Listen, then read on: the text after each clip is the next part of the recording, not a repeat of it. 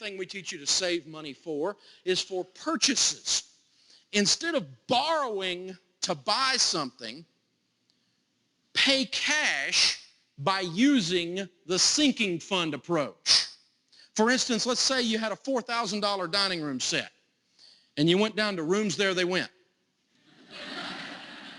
And they would have, if you went to the local furniture store, right, and you went down there, there's a $4,000 dining room set, they would have 90 days, same as cash, right? And you could go in there and you could finance it. Well, here's the trick. A buddy of mine in the finance business told me the other day that 88% of the 90 days, same as cash contracts, that's 9 out of 10, do not pay off in 90 days. And when they don't pay off in 90 days, or even if you pay a little payment you're supposed to pay through there and you don't pay it on time, they'll still tag you and they back charge you through the whole thing with the interest, and then you get to pay payments for the rest of your dad blame life at 24 or 38% interest is the way this deal works, and they kick you in the tail. So this means that you're going to have borrowed at 24% interest. You'd have payments of $211 a month as an example for 24 months, and so you'd end up paying $5,064 for a $4,000 dining room set. Here's an idea. Here's an old-fashioned thought, the way your grandmother would think or your great-grandmother would think about money. Here's an idea. Here's what a sinking fund is. It's a commercial real estate term. If you buy a commercial real estate building and it's got a 20-year roof on it, you know that in 20 years you got to buy a roof, so every year you set aside out of your income 1/20th of the roof. So when the roof, which is a big hairy deal on a big building, comes up, you've got the money to put the roof on it. It's not a surprise. That's a sinking fund. And that's all we're doing here. We're just going to save money and earn a little bit of interest on our money rather than paying someone else payments and being stuck in a rut. And so what if you saved $211 a month? You did this for 18 months. You could pay cash. Now, some of you are quick with a calculator or quick with your math, or you'll go back later and run the numbers. You go, no, wait a minute. 18 times 211 is not 4,000. You're right, it's not.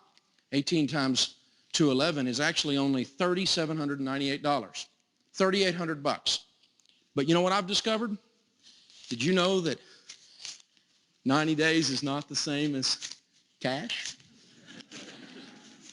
that if you have 38 Uncle Benjamin Franklins, that you could probably walk into a furniture store and get a deal, couldn't you? Do you think you could buy a $4,000 dining room set for $3,800 doing that? You'll get special attention if you just walk around and do this right here. Because they just don't, the kid, you go up to ring it up and the kid will go like, whoa, dude, this one's got like real money.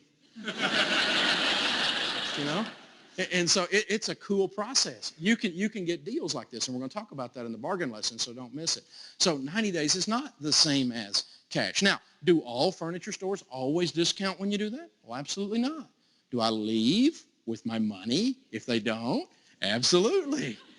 Because I'm going to save up and pay for it. And you know, you start paying for furniture that way, you're going, I'm not sure I like the furniture. I kind of like this. I'm just going to go home. You know what I'm saying?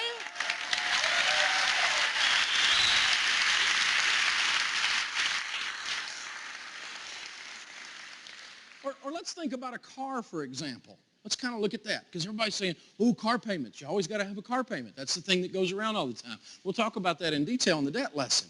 But what if you had a $4,600 car? You could save for a $4,600 car, and you could do that by putting $464, which, by the way, is the average car payment in North America today, according to USA Today. If you put $464 just in the cookie jar for 10 months, not even a whole year, and then you could buy a car. Well, now, Dave, $4,600 won't buy much of a car. It'll buy a car without payments, and it will do it in 10 months.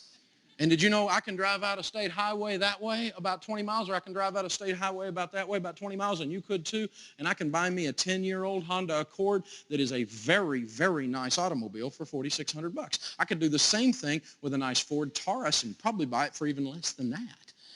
And that's a great car to get me back and forth to work for 10 more months while I do it again. And do it for 10 more months. And now I'm driving a $15,000 car 30 months in, paid for. This is called saving up and paying for things. It's a novel idea. It's kind of sweeping the nation. It's different. You know, think it through. Think it through. It'll come to you.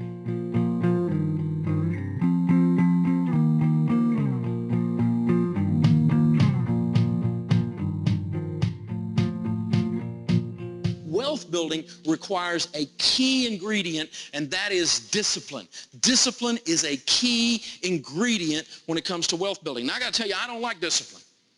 Anybody that just says, I like discipline, you're kind of weird. You know? That's kind of a sickness, you know? I mean, I like discipline. Yeah, I don't want to go there. That's out there a little bit, okay? But I tell you what, I do like in my life what discipline produces. When I am disciplined in taking care of my body, I like that I feel better and I'm a little thinner. When I am disciplined in taking care of my money, I like that I have some. No discipline seems pleasant at the time. We can all admit that.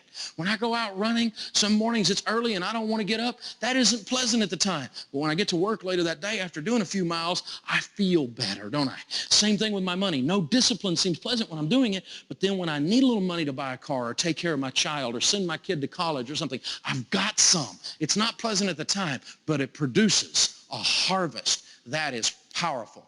Building wealth is a marathon. It is not a sprint.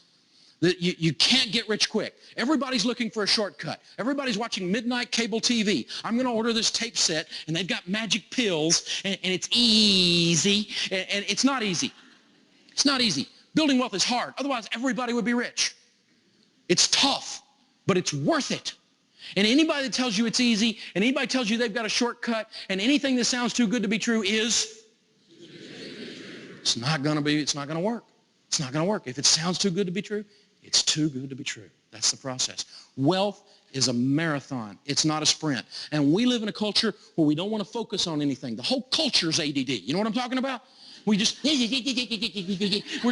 all crazy, you know? We can't keep our eyes on nothing. I mean, talking on a cell phone, putting on the makeup, driving with your knee. I mean, come on. Get out of the left lane. You know? I mean, come on. Right? Concentrate on something. Focus on something. And if you do that long term, that's a marathon. And wealth is a marathon.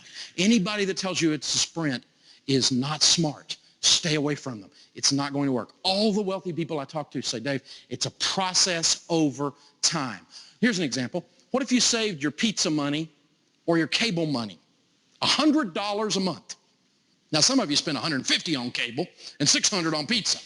But average, let's just say you took $100 a month and you were to save that from age 25 to age 65, your working lifetime.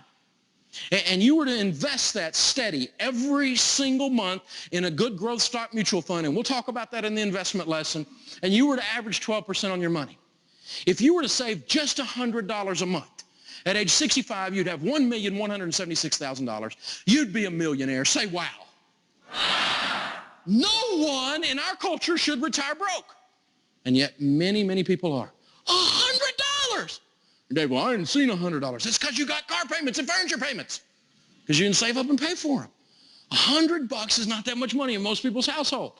$100. And you retire with dignity. Just $100.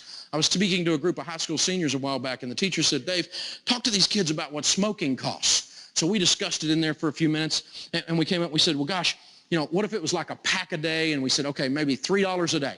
So let's do the math a minute. $3 times 30 days is what? 3 times 30 is $90 invested. So if you were to invest that much from age 16 to age 76, you'd have $11.6 million.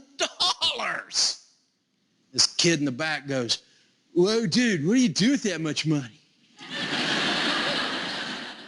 I said, you change your family tree. Maybe this time it'll fork.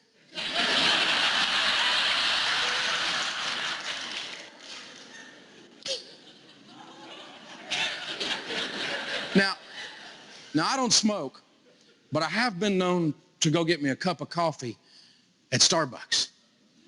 And that's like, a friend of mine calls it $5. Right? What if you spent $5 a day at Starbucks? Here's the numbers on that one from age 16 to 76. That's starting early with your coffee. But that's $150 a month. That's $19 million. That coffee smells bitter to me. There's a problem here. You have to think through this. Now, how am I going to do this? How am I going to build this discipline? I got to tell you, I'm just like you. I'm busy. I'm running in 19 directions. I have to have kind of autopilot discipline. So I used pre-authorized checking withdrawals, which is a good way to build discipline. Because if it zaps my account, if those mutual funds come along to my account and they go smack, right? That account just gets hit really hard at the first of the month, and it automatically moves over to that mutual fund. It happens whether I'm out of town. It happens whether I'm on vacation. It happens whether I'm too busy to sit down and do the checkbook. It happens. And my savings is automatic every month. I need that discipline. I need that automated process to be able to save that way.